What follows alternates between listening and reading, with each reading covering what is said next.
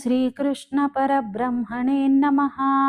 श्रीमद्भगवद्गीता अथ षष्ठोऽध्यायः आत्मसंयमयोगः। श्रीभगवान् उवाच अनाश्रितः कर्मफलं कार्यं कर्म करोति यः स सन्न्यासी च योगी च न निरग्निर्न चाक्रियः।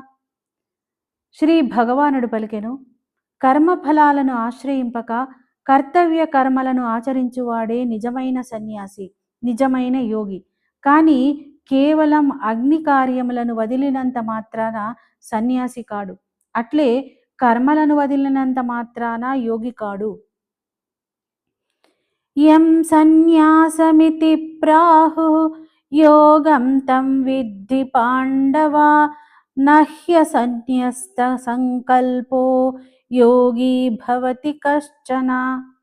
ఓ అర్జున, సన్యాసం అని పిలువబడేది యోగం అని తెలుసుకో. ఎందుకంటే సంకల్పత్యాగం చేయని వాడెవ్వడు యోగి కాలేడు.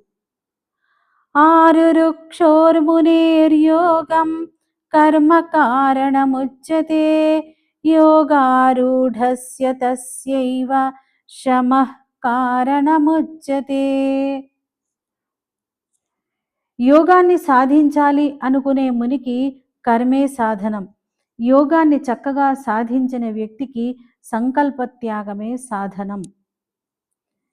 యదా హినేంద్రియార్థేషు న కర్మస్వనుషజ్జతే సర్వసంకల్ప సన్యాసీ యోగారూఢస్తదోచ్యతే.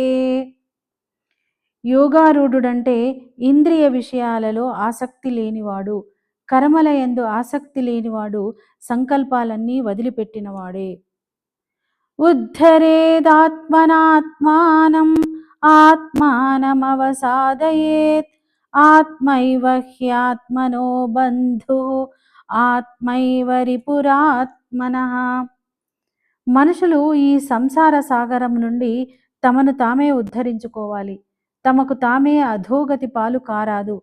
ఎందుకంటే ఈ లోకంలో వాస్తవంగా తమకు తామే మిత్రులు, తమకు తామే శత్రువులు.